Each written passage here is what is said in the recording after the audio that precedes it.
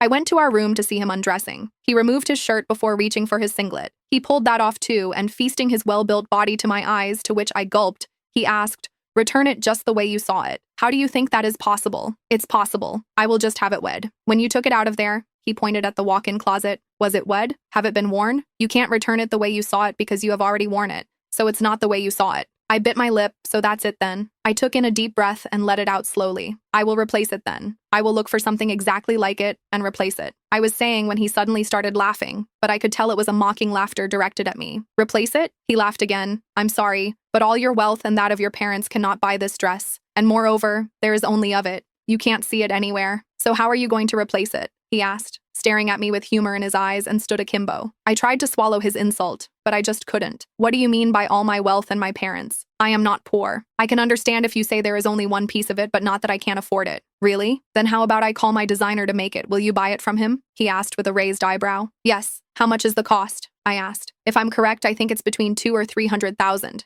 He looks thoughtful. My eyes reached my forehead. "What? Just for a dress?" I shouted, and that brought him out of his thought. Michael stood staring at me, amused at my outburst. "I told you, you can't afford it. Do you believe me now? Why will it cost so much?" "Because it's a rare piece. Someone like you won't understand quality," he mocked. I sighed and closed my eyes. "You are insulting me." "Am I? Wow. I didn't know. I didn't know you would see it as an insult after all. You agreed to marry me because of $100 million.